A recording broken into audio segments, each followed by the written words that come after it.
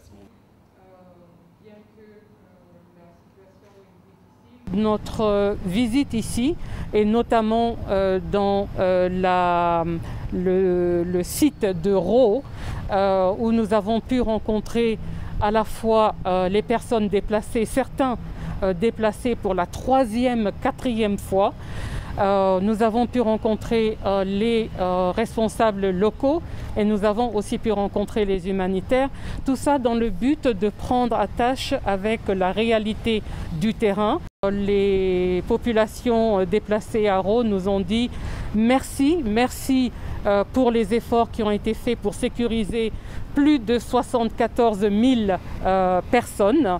Et dans ces personnes, nous avons femmes, enfants vulnérables. Et merci aussi du partenariat entre la FARDC et la force onusienne de la MONUSCO, parce que, et ça c'est pas moi qui le dis, ce sont les personnes qui sont à Ro qui le disent, si ça n'avait été les efforts qui ont été mutualisés, certains d'entre eux se disent est-ce que nous serions effectivement là encore aujourd'hui et auriez-vous pu nous rencontrer? Bon, on a d'abord la remercier d'être venu parce que quelqu'un qui vient vous secourir au moment où vous êtes en détresse, c'est d'abord commencer par ça. Et on a fait des recommandations plus par rapport à la prise en charge au point de vue humanitaire et aussi par rapport à la protection, qui est à la MONUSCO qui a son mandat à la protection. Les femmes ont vraiment insisté parce que depuis qu'on a vu que les sites de déplacés étaient attaqués, les femmes ont été vraiment secouées avec cette situation. Voilà les 2 grands points. Et en plus, par rapport aux mutualisations de forces avec l'armée ougandaise, ça aussi on a dit, plus il y aura des interventions militaires, plus on aura encore plus besoin de la protection des civils.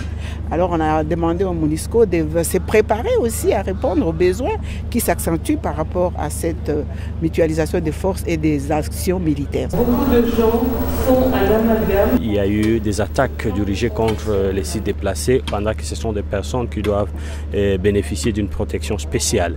Donc il est question ici de voir dans quelle mesure renforcer beaucoup plus les dispositifs sécuritaires pour pouvoir apporter une réponse appropriée aux problèmes des déplacés internes qui vivent dans une situation de précarité.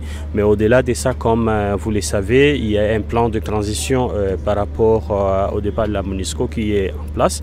Et je crois que pour l'Ituri, il faudrait que les acteurs s'approprient ces plans de sortie, voir dans quelle mesure il faut intensifier des sensibilisations, des questions liées à la vulgarisation de ces plans pour que les communautés s'approprient. Ce n'est pas du coup qu'on peut dire que la MONUSCO doit partir. Il faut dire que le contexte de l'Ituri n'est pas celui du Kasaï et même du Tanganyika. Et donc, au stade actuel, nous avons encore besoin de l'accompagnement de la MONUSCO.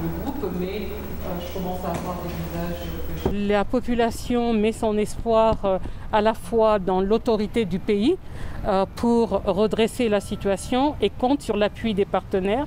Ce que je peux vous confirmer, c'est que vous pouvez compter sur l'appui des Nations Unies et de la MONUSCO pour appuyer les efforts de l'autorité nationale, de l'autorité provinciale, puisque une expression que nous aimons bien les deux, c'est nous devons mutualiser les efforts pour arriver à quelque chose.